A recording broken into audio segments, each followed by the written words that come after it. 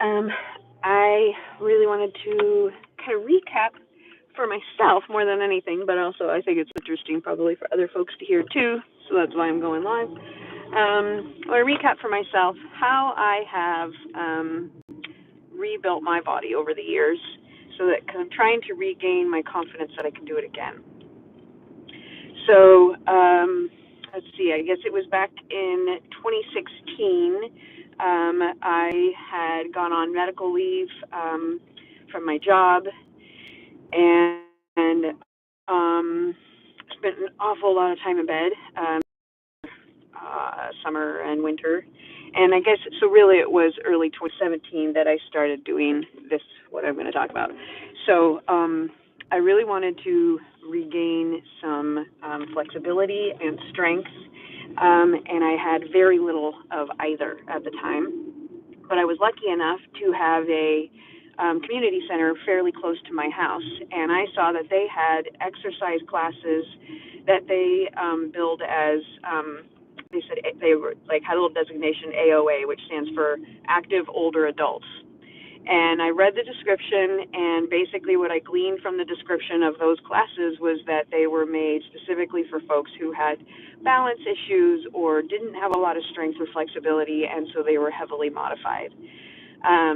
They had a Tai Chi class, which I had taken Tai Chi on and off over the years quite a few times, and really enjoyed it. And I wanted to see, I thought, well, that seems like a good place to start, so I'll go check out that class. And even though the community center was only like 5 blocks from my house, my apartment, it still took me a while to get to the point where I could work up to making sure I could walk to the community center and back safely. Because as it was, like pretty much the only walking I got was walking my dog around a couple of blocks, and sometimes that was pretty tough. So eventually I would go at least once a week to these AOA classes, and the first time I went, I almost left, but I stayed because I saw that everybody was getting chairs out for themselves, and I was by far the youngest person in the room, like definitely by at least 2 decades. The time I was 47, 48, I can't remember. It was 2017. Anyway, but since everyone had chairs, I felt like, okay, at least I'm not going to fall down. I'm not going to fall down while we're doing these basic exercises. And it helped me so much to feel not like the weirdest one in the room, because usually if I went to other exercise classes and I was the only one modifying, then it, made me feel weird. But since everybody was modifying, and I could see the varying degrees of flexibility and balance that other people in the room had, I don't know, it just helped me feel more comfortable. So that's really where I started back then. And I, basically I would watch for opportunities for progression. So when the real basic Tai Chi movements, holding on to a chair, got easier and easier for me, and I did do them at home also. I took them home and would practice at home, so it's not like I only did it once a week.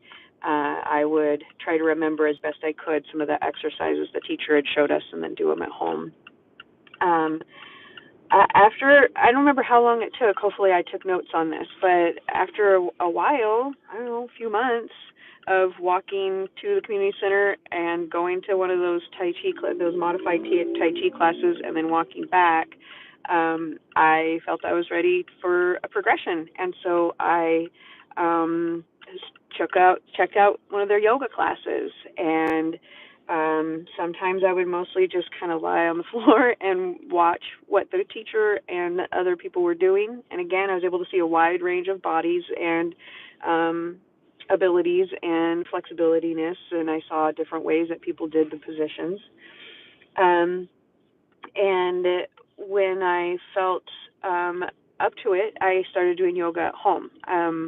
I remembered that at work, one of my coworkers had introduced me to yoga with Adriene, Actually, in the library, the basement of the library is where I met yoga with Adriene, because we wanted to start a lunchtime yoga class. And obviously the best way to do that was to just put on a video and us do it together. And hardly anyone except for me and this one other gal ever showed up, but we offered it to other people. Anyway, that's how I heard about yoga with Adriene, was when I was still working. We did it as a secret. Not, it wasn't secret. I just thought it was funny to kind of use you, like it was a secret yoga club in the basement. It wasn't a secret though.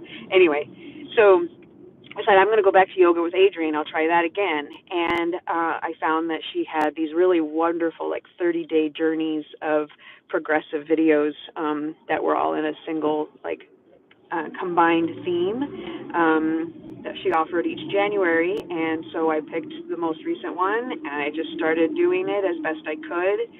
And a lot of times I just watched yoga from the floor, from my mat. I just watched the video and kind of saw how she did it and listened to how she described it. And I would try to mimic the moves as best I could. Yeah, that's how I started with yoga. And I found over time that I started to note that, wow, I am getting more flexible, and wow, I am getting stronger, and my, things started to thin out, like just kind of some of the extra puffiness and stuff that I had all over my body started to ease. And I noticed that when I was exercising, I frequently felt some big feelings, like as if stuff was just kind of bubbling up. And now I understand that much better because I've studied somatic processing and the power of moving energy out of the body, particularly in a meditative and real thoughtful way or intentional way. And yeah, basically over the course of a few years, I really got into so much better shape. There was a couple other progressive steps along the way. At one point, I thought, okay, well, I'd really like to get more walking into my routine. How can I do more walking? And I found out about a new app that had just released called WAG. At the time, it was brand new. It's not new anymore, but and they were looking for dog walkers. And so I went to one of their little hiring events and got trained. They do some basic training for the dog walkers, at least back then. Picked up my dog walking shirt and started getting some dog walking clients, and thought that was like genius because I was getting paid to exercise. And I felt like dog walking was a better option for me than, say, rideshare driving, because most of the time I didn't feel like I had the mental wherewithal and presence to be a safe rideshare driver. So I only did that just a little bit back at that time. But dog walking, felt like, okay, I can safely drive to and from the dog walking places, and then I'll walk the dog. That gets me some exercise. Unfortunately, I just really didn't have enough energy to get enough dog walking clients for me to really make enough money for it to be worth it. Because I just didn't have the capacity to walk all that much. But it was a progression. It did help me for a bit. And then I think after I had been consistent with yoga for a while and was really starting to increase my strength and stamina and flexibility, I discovered ecstatic dance. And then I would do that at least once a week, sometimes more often. And basically, I feel like the pinnacle of my health was in 2019, where I felt so strong and so flexible, and I was dancing all the time, and I was having fun and going to stuff, and I just was like, I'd never had as much energy as I did in 2019. Unfortunately, I've lost a lot of that flexibility and strength and stamina since then. It's now 2022, and I have had a consistent qigong practice, but I had to give up yoga in early 2021 when I started seeing a new physical therapist, and she recognized that I had hurt myself essentially with yoga. Basically because I had never had a teacher guide me or actually position me correctly. I had overextended my hamstrings and had done a little bit of damage to my back as well, just from not doing it right.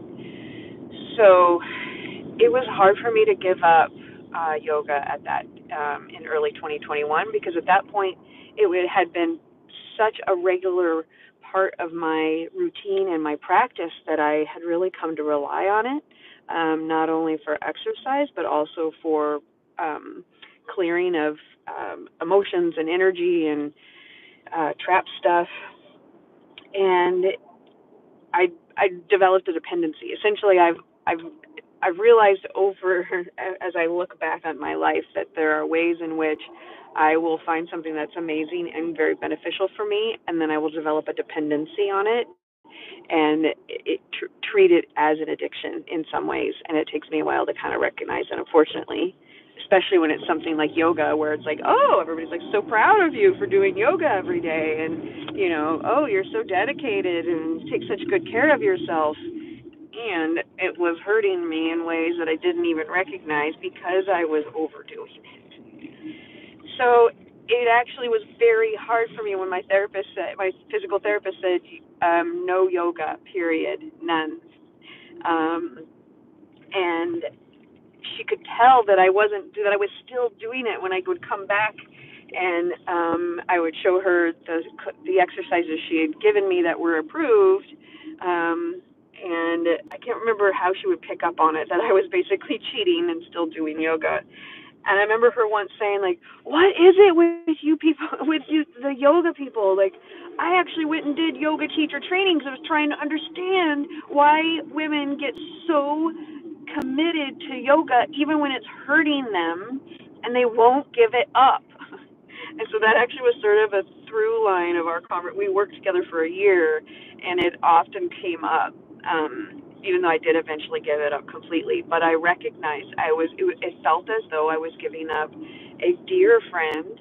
I was giving up a relationship. I had at that point felt like I had a heart-centered relationship with Adriene Mishler, even though she doesn't know me at all. But I had spent hundreds of hours with Adriene by that point. Literally, actually thousands of hours, because I did yoga daily for several years in a row, at least once a day. So it felt like I was giving up a very, very dear, intimate, deep relationship when I had to say goodbye to Adriene for a while. So she's an amazing teacher. I really learned a lot from her. Anyhow, what I have recently done is I have restarted working with Adriene, yoga with Adriene.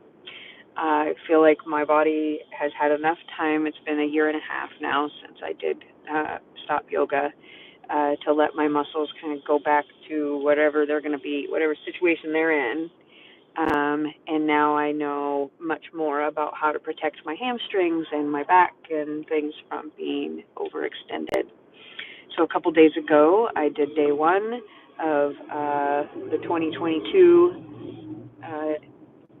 Yoga with Adriene 30-day journey, and I did day 2 today. So I intend to do the 30-day journey. I'll give myself 45 days to do it. I don't see any reason why I have to do it straight through. That's not a biggie to me, but I would very much like to reconnect with yoga as a practice, reconnect from a place of where I have more understanding and experience and knowledge about how to keep myself safe, and as well as I just want to spend time with my friend Adriene. I just love how she teaches, and I love being guided by her, and I love hearing her voice, and I love seeing Benji and her dog.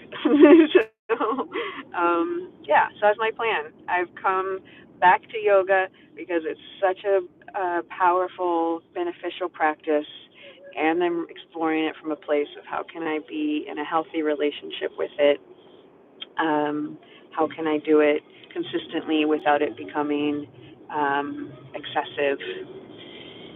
And how can I restore some flexibility and strength and stamina in my body in a gentle and healthy way. So right now, that means lots of walking, yoga, and qigong. All right, well, thanks for being on the receiving end of that ramble. It did help me. I like to be able to get some of this out of my head. And it also really helps me to remember how far I've come. That at one point, it really was almost more than I could do to walk 5 blocks to the community center, hold on to a chair, do some very gentle qigong with a bunch of 70 and 80-year-olds, and then walk back. So definitely come a long way. Thank you, and I hope you have a great day.